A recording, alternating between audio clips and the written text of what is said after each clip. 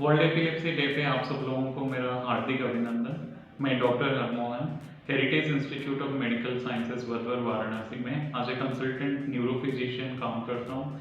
World epilepsy day पे हम लोगों को समझना पड़ेगा कि एपिलेप्सी क्या है और इससे हम लोग कैसे बच सकें, इसके लिए हम लोग क्या क्या ट्रीटमेंट लेना चाहिए, इस वीडियो में हम लोग ये डिस्कस करेंगे।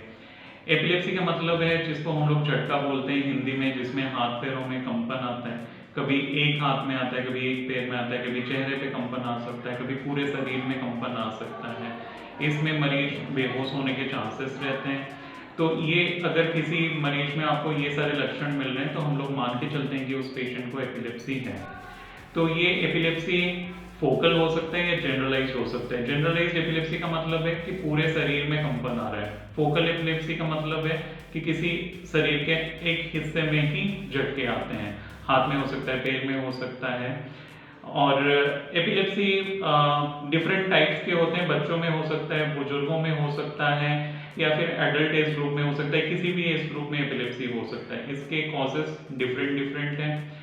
जैसे कि किसी को नमक की कमी हो गई, किसी को ब्लड ग्लूकोज की कमी हो गई, किसी में ब्लड ग्लूकोज ज़्यादा बढ़ गया, किसी को हेड इंजरी हुआ है यानी सर में चोट लगी है, किसी को फालिश लगी है।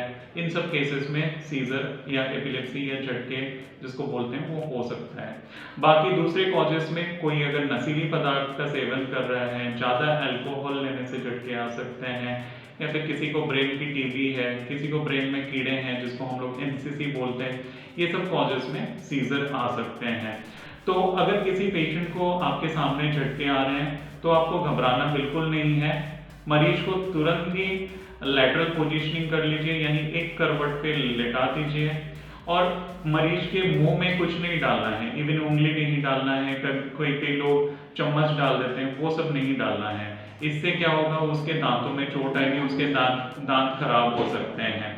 और मरीज को लेटरल पोजीशन में रखने के बाद जो भी थूक निकल रहा है उसको हमें पोंछ लेना है, ताकि वो थूक फिर चेस्ट में ना चला जाए, उसमें इंफेक्शन या निमोनिया होने के चांसेस रहते हैं। तो वो सब नहीं करना है। और मरीज को हमेशा नियरेस्ट हॉस्पिटल में जो भी डॉक्टर हैं उनको दिखाना ज़रूर है। चप्पल कई लोग सुंघा लेते हैं या फिर यानी प्याज सुंघाते हैं, तो इन सब से कोई फायदा नहीं है।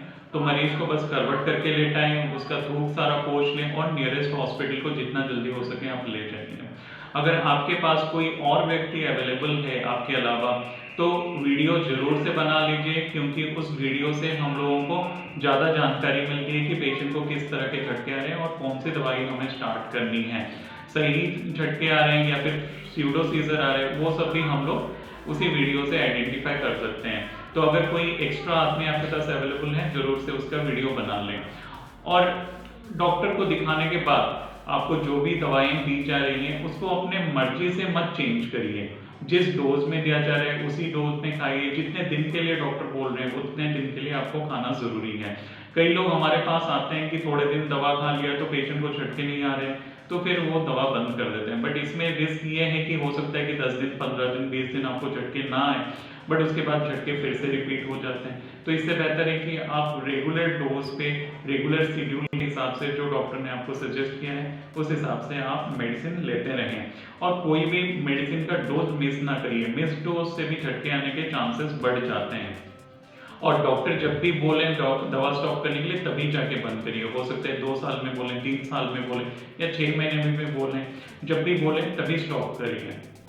और हर एपिलेप्सी में हम लोग सर्जरी करने का एडवाइस नहीं देते। जो रेजिस्टेंट केसेस होते हैं जिसमें मेडिसिन के बावजूद, सही डोज पे लेने के बावजूद पेशेंट को झटके आ रहे हैं, उन सब पेशेंट में हम लोग एडवाइस करते हैं सर्जरी के लिए। कई लोगों को ये मिथ है कि किसी झटके वाले पेशेंट के संपर्क में रहने से उनको झटके आ सकते हैं, बट ऐसा नहीं है। किसी भी झटके वाले पेशेंट के साथ में रहने से आपको झटका नहीं आएगा। आपको समझदार होना पड़ेगा और किसी को झटका आ रहा है तो उसको हेल्प करनी पड़ेगी। और अगर आप झटके से पीड़ित हैं यानी आपको सीजर आ रहे हैं तो आप अपने फ्रेंड सर्कल को भी अवेयर करना पड़ेगा, क्योंकि कभी भी आपको बीच में झटके आते हैं तो आपको हेल्प करने वाला आपका फ्रेंड सर्कल ही रहेगा, आपकी फैमिली रहेगी। तो फैमिली अवेयरनेस काफ़ी ज़रूरी है कि वो क्या करें। इतना ही मैं बोलना चाहूँगा एपिलेप्सी के बारे में। Thank you.